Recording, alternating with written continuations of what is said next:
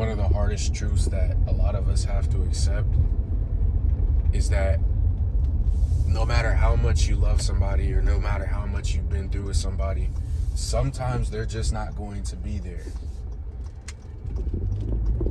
when everything is over. I had a friend in high school. Honestly, I couldn't even really tell you how we became close or exactly when we became close, but it was somewhere around freshman year. And he was a really cool guy.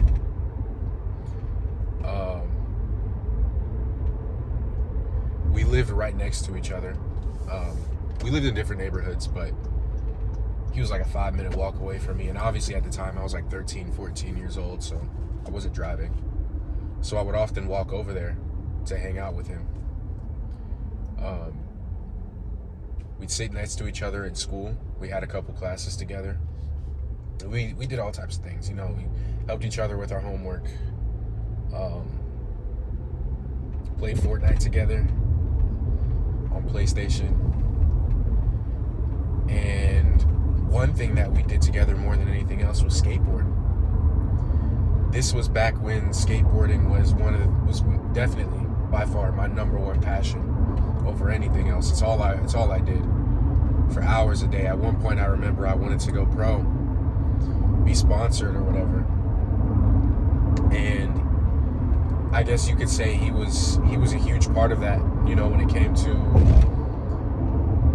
the love for skateboarding, because he was the one person that I did it with the most. We would go to all types of different places, whether that be a skate park or just skating around the neighborhood. We'd go anywhere. I remember we would skate at this old church because where we live there weren't really many street spots to skate at that were all that good, but we made do with what we had. And we always had a bit of a friendly competition, I guess. It was never really fully said, but we always tried to keep up with each other and learn the same tricks, see who could do it first, all that stuff. We would send videos back and forth whenever we weren't able to hang out. But we were spending almost every single day with each other. This was during COVID, when we got let out of school early, around March. And, that 2-week spring break turned into months and months of no school. So all we did every day was be outside in the sweltering heat, skating together, scraping up the little money that we did have to buy food and Arizona teas. And it's all we did. And one day, this was a time when a day when we weren't able to hang out together.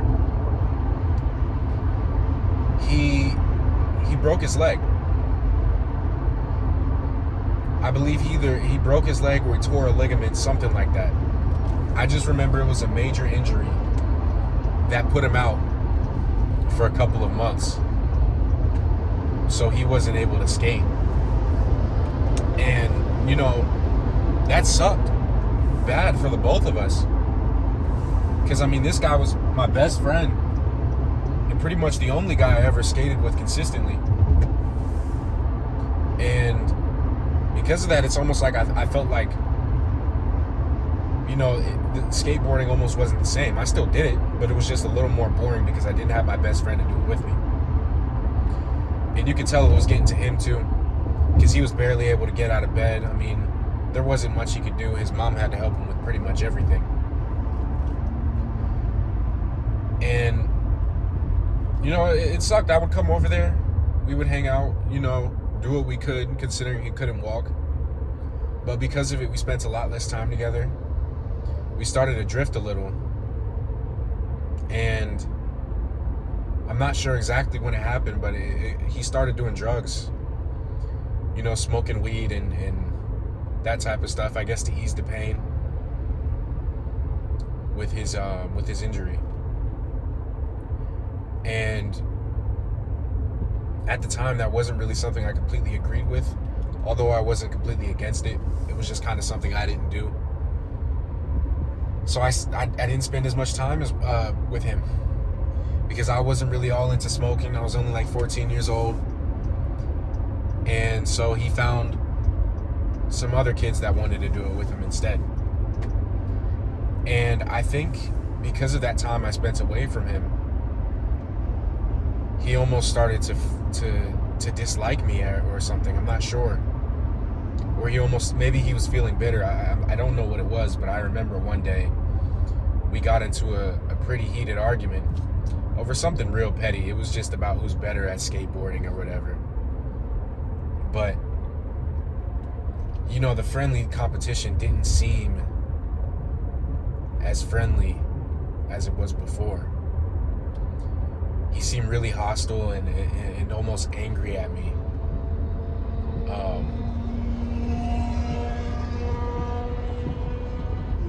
And it didn't feel great.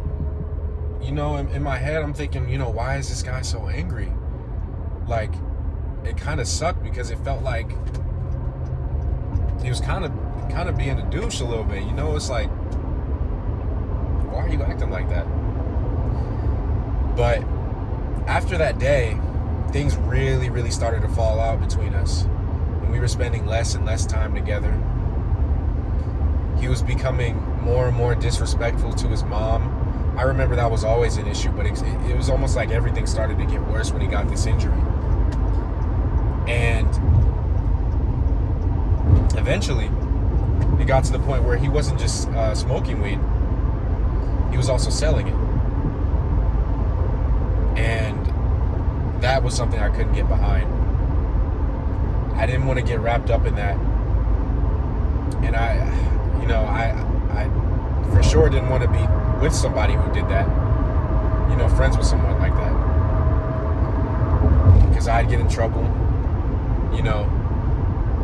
with mainly my parents. I wasn't all that much concerned about the police, but, it's not something I wanted to do. I just wanted to be a kid and skate. That's all I cared about at the time.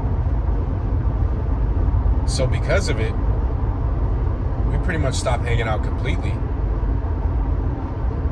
And he joined a gang. He joined a gang shortly after. And then that was pretty much the last major thing I've heard from him. He joined a gang, he got kicked out. And I was just disappointed. Because like I said, that was my best friend.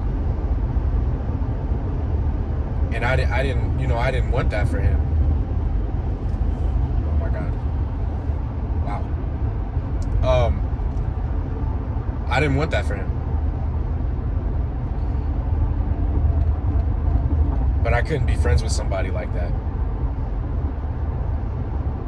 So for a minute, I kind of felt a little lonely, especially with the skateboarding stuff. I didn't really have any friends to do it with.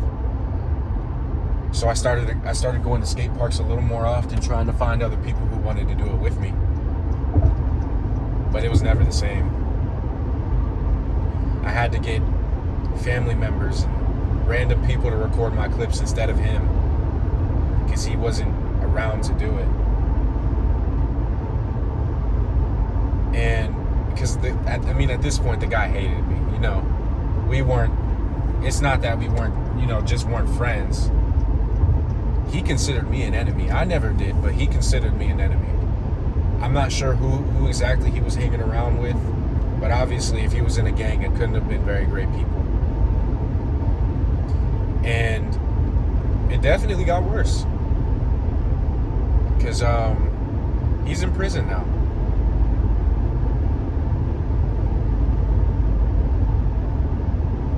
And I often wonder if he ever regrets any of these decisions, or if he wishes he could have done something different.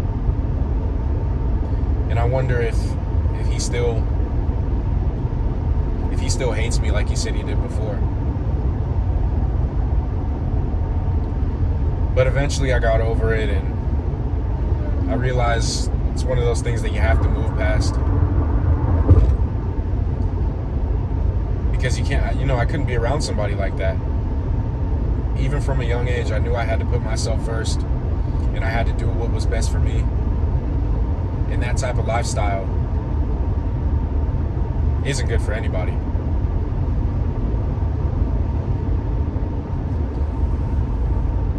So I say all that just to say that sometimes you just got to be willing to lose people. I've lost a ton of people on my journey to become better. Some friendships ended because we simply drifted apart. We had different interests. We weren't the same people anymore. And then others ended like that, where now we're not very fond of each other.